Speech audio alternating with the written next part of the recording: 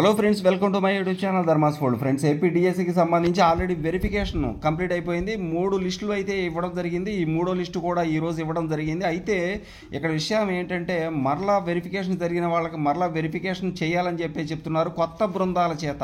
ఇప్పటివరకు ఏ బృందాలు అయితే వెరిఫికేషన్ చేసి అవి కాకుండా కొత్త బృందాల చేత మరలా వెరిఫికేషన్ జరిపించాలని నిర్ణయం తీసుకోవడం జరిగింది.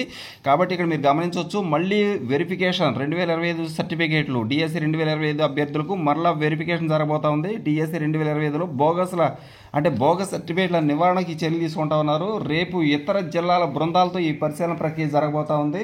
డిఎస్సి 2025కి సంబంధించి అభ్యర్థుల సర్టిఫికేట్లను రీవెరిఫికేషన్ చేయనున్నట్లు సమాచారం వస్తూ ఉంది. గత నెల 28 అలాగే 29 తేదీలో కమిటీ బృందాలు 770 మంది సెలెక్టెడ్ అభ్యర్థుల సర్టిఫికేట్లను పరిశీలించారు. ఆరోపణలు వస్తుండటంతో వాటిని మళ్లీ పరిశీలించాలని రాష్ట్ర అధికారులు ఆదేశించారు. దీంతో డిఈఓ ప్రసాద్ బాబు పర్యవేక్షణలో ఈ నెల 4వ తేదీన రీవెరిఫికేషన్ చేయించడం జరుగుతుంది.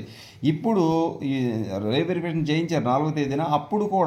అప్పుడు కూడా రాష్ట్రంలోని వివిధ జిల్లాల నుంచి అనేక రిమార్కులు వచ్చాయి. అనంతపురం జిల్లా నుంచి కూడా 6 అభ్యర్థులు ఎంపిక సమాచారాలపై రిమార్కులు వచ్చాయి. ఇకపోతే వీటిపై రాష్ట్ర కమిషనర్ ఆగ్రహం వ్యక్తం చేస్తూ కొన్ని జిల్లాల డిఈఓలకు షోకాజులు కూడా ఛార్జీ మెమోలు కూడా ఇచ్చినట్లు సమాచారం. అలాగే ముందుగా పరిశీలించిన బృంద సభ్యులతో కాకుండా మరో కమిటీతో సర్టిఫికేట్ల పరిశీలన చేయించాలని ఆదేశించడం జరిగింది. దీంతో ఈ నెల 5న జిల్లా విద్యాశాఖ కార్యాలయంలో రీవెరిఫికేషన్ చేయించారు. అప్పుడు కూడా అనేక రిమార్కులు బయటపడ్డాయి. ఇక్కడ గమనించండి, ఆల్రెడీ 28, 29 తేదీల్లో ఈ నెల 28, 29 తేదీలో సర్టిఫికేట్ వెరిఫికేషన్ జరిగితే అభ్యర్థుల సెలక్షన్పై మరి అనేక రిమార్కులు రావడంతో మరలా 4వ తేదీన మళ్ళీ వెరిఫికేషన్ చేయించారు. కానీ మళ్ళీ 4వ తేదీన వెరిఫికేషన్ చేయిస్తే అప్పుడు కూడా అనేక అంశాలు బయటపడ్డాయి. దాంతో మరలా 5వ తేదీన కూడా దాన్ని వెరిఫికేషన్ చేయించడం జరిగిందనమాట. ఈ విధంగా అనేక సార్లు ఇక్కడ వెరిఫికేషన్ జరిగినట్లుగా మనకు అర్థమవుతూ ఉంది. ఇక్కడ గమనించండి, 5వ తేదీన జిల్లా విద్యాశాఖ కార్యాలయంలో రీవెరిఫికేషన్ చేయించడం జరిగింది. ఇప్పటికీ ఒక రకంగా 3 సార్లు జరిగినట్లుగా తెలుస్తుంది. అంటే 28, 29 ఒకటి జరిగితే 24వ తారీఖున మరలా జరిగింది, మళ్ళీ 5వ తారీఖున మరలా జరిగింది. అప్పుడు కూడా అనేక రిమార్కులు బయటపడ్డాయి. అనంతపురం జిల్లాలో కూడా మరో 5 అభ్యర్థుల సమాచారంలో రిమార్కులు బయటపడ్డాయని విద్యాశాఖ యంత్రాంగం వెల్లడించింది. ఓ జిల్లాలో కమిటీలో ఉన్న ఓ ఎంఈఓ ముందస్తుగా డబ్బులు మాట్లాడుకొని బోగస్లకు అండగా నిలిచి తప్పుడు సర్టిఫికేట్లు పెట్టినా కూడా అన్నీ సక్రమంగా ఉన్నట్లు పరిశీలన చేసి మరి అప్లోడ్ చేసి పంపించారంట. ఎంత ఘోరం చూడండి ఇది. అయితే ఆధారాలతో దొరికిపోవడంతో ఈ ఎంఈఓను సర్వీస్ నుంచి తొలగించేందుకు కమిషనర్ ఆదేశాలు జారీ చేసినట్లు మరి సమాచారం అయితే ఉంది. ఫ్రెండ్స్, ఇక్కడ గమనించండి, ఇక్కడ బయటపడింది ఒకటే, కానీ ఈ విధంగా ఎన్ని రకాలుగా జరిగి ఉంటుంది. ఇదే కదా అభ్యర్థుల అనుమానం. ఇక్కడ వెరిఫికేషన్కి సర్టిఫికేట్లు వెరిఫికేషన్ అప్పుడు డబ్బులు తీసుకొని మరి వాళ్ళకి ఫేక్ సర్టిఫికేట్లు అయినప్పటికీ కూడా వాటిని ఒరిజినల్ సర్టిఫికేట్లు అన్నట్టు వాటిని ధృవీకరిస్తూ వాటిని అప్లోడ్ చేయించి వాళ్ళ దగ్గర మనీ తీసుకుని జరిగిన సంఘటనలు ఈ విధంగా ఒకసారి బయటపడ్డాయంటే మరి ఇంతకుముందు ఎన్ని చోట్ల బయటపడి ఉంటాయి అనేది, ఇంతకుముందు ఎన్ని ఉన్నాయి అనేది అభ్యర్థులకు డౌట్లు అయితే ఉంటాయి. ఈ విధంగా ఇక్కడ చూస్తే ఇంకొక అంశం, ఇక్కడ ఇతర బృందాలతో ఇప్పటి వరకు జిల్లాల్లో ఏర్పాటు చేసిన పరిశీలన బృందాలతోనే డిఎస్సి అభ్యర్థులు అప్లోడ్ చేసిన సర్టిఫికేట్ల పరిశీలన చేపట్టడం జరిగింది. ఇప్పుడు చూశారు కదా, ఆల్రెడీ జిల్లాలకు కొంతమంది బృందాలను సెలెక్ట్ చేయడం జరిగింది. వాళ్ళకి ట్రైనింగ్ ఇచ్చారు, అంతా చేశారు.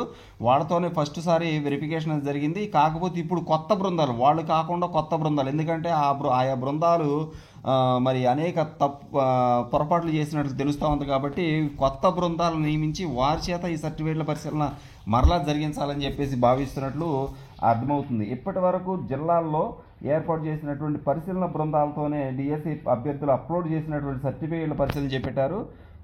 ఇక జిల్లాల్లో పలువురు నకిలీ వ్యవహారాలు, డ్రామాలు వెలుగులోకి రావడం జరిగింది. ఇప్పటికే ఈడబ్ల్యూఎస్, పిహెచ్ఈ స్టడీ, అలాగే ఇక్కడ గమనించండి, కుల సర్టిఫికేట్లపై విమర్శలు రావడంతో దాదాపు 20కి పైగా అభ్యర్థులను పెండింగ్లో పెట్టడం జరిగింది. కొందరివి రిజెక్ట్ చేసి వారి స్థానంలో కొత్త వారిని కూడా అవకాశం కల్పించడం జరిగింది.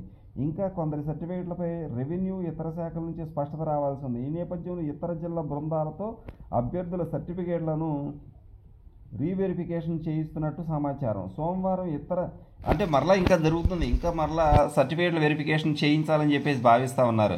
ఇక చూడండి, ఇక్కడ సోమవారం ఇతర జిల్లా కమిటీలు అనంతపురం జిల్లాకు వచ్చే అవకాశం ఉందని, వారి ద్వారా మళ్లీ సర్టిఫికేట్ల పరిశీలన జరుగుతుందని డీఈఓ ప్రసాద్ తెలియజేశారు. దీంతో అభ్యర్థుల కన్నా విద్యాశాఖ అధికారులు సిబ్బంది ఎక్కువగా టెన్షన్ పడుతూ ఉన్నారు. ఇది మొత్తం మీద ఇక్కడ మీరు గమనించండి, మళ్ళీ వెరిఫికేషన్ అంటే ఇలాంటి తప్పుడు వ్యవహారాలు జరిగినప్పుడు మరి అభ్యర్థుల్లో ఎక్కడ ఉంటుంది నమ్మకం? ఇట్లా చేశారు సర్టిఫికేట్ల వెరిఫికేషను. అప్పుడే ఇన్ని బోగస్ సర్టిఫికేట్లకు ఆమోదం చేసినప్పుడు ఇట్లా మనీ తీసుకునే వ్యవహారాలు ఉంటే ఇంకా దీని మీద నమ్మకం ఎలా కలుగుద్ది? కాబట్టి అందుకే పారదర్శకంగా జరగాలి అనేది. పారదర్శకంగా జరగాలంటే అన్ని లిస్టులు పక్కాగా ఇవ్వాలి. అన్ని లిస్టులు పక్కాగా ఇస్తేనే ఇలాంటి వాటిల్లో ఇలాంటి సమస్యలు వచ్చినా కానీ ఓకే తప్పు జరిగిందిలే కానీ సరిచేసారులే అనే భావన కలుగుద్ది. అసలు సర్టిఫికేట్లు ఇవ్వకుండా మొదటి నుంచి కూడా దీని మీద అంత సీక్రెట్గా జరగటం వలన లిస్టులు ఇవ్వకుండా, లిస్ట్ ఇచ్చి వెరిఫికేషన్ చేయటం వేరు, లిస్ట్ ఇవ్వకుండా ఇలా ఎవరికి తెలియకుండా మరి కాల్ లెటర్లు పెట్టి వచ్చిన వాళ్ళే వెరిఫికేషన్ రండి అని చెప్పడం చాలా చాలా అనుమానాలకు తావిస్తూ ఉంటుంది. అటువంటి అనుమానాల మధ్య ఇలాంటి సర్టిఫికేట్లు, బోగస్ సర్టిఫికేట్లకు ఆమోదం లభిస్తూ ఉంది అనేది వచ్చినప్పుడు ఇంకా ఎక్కువ అనుమానాలు రావడం జరుగుతుంది అనమాట. Thank you so much for watching.